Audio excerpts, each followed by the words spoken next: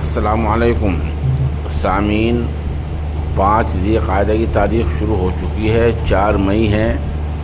خبر کا عنوان ہے علامہ محمد یامین کا انتقال، انا للہ و انا الیہ راجعون۔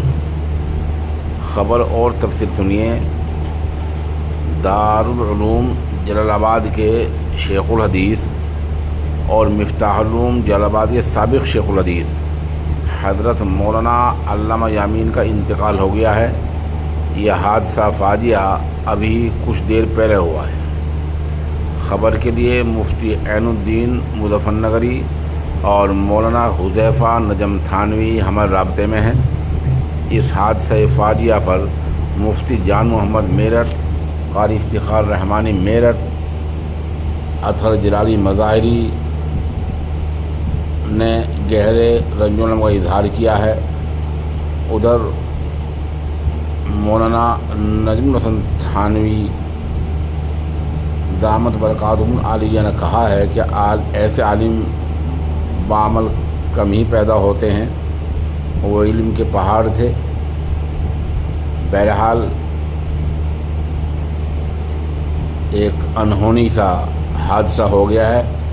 اس نامہ نگار کے وہ استاد تھے، ان کا علم حدیث کے جو خدمات ہیں وہ تقریباً نصف صدی پر محیط ہیں۔ اور ابھی میں خبر بول رہا ہوں کہ مفتاح العلوم جلال آباد کی شورا کے رکن، نامور عالم دین، ماہر تعلیم حضرت مولانا محمد اسرائیل نعمانی دامت برکاتہم العالیہ کا پیغام آیا ہے۔ حضرت والا نے رنج و غم کا اظہار کیا ہے اور سبھی سامعین ناظرین سے مرحوم کی مغفرت، درجات کی بلندی کی دعا کی گزارش کی ہے۔ ابھی تدفین کا باضابطہ اعلان نہیں ہوا ہے، آپ ہمارے خبر کا انتظار کریں۔ انشاءاللہ ہم اگلے بلیٹن میں صبح کو حضرت والا کی حیات مبارک پر اور بھی کئی بلیٹن جاری کریں گے۔ کی رحمتوں میں سے ہم پر بھی نازل فرما دے۔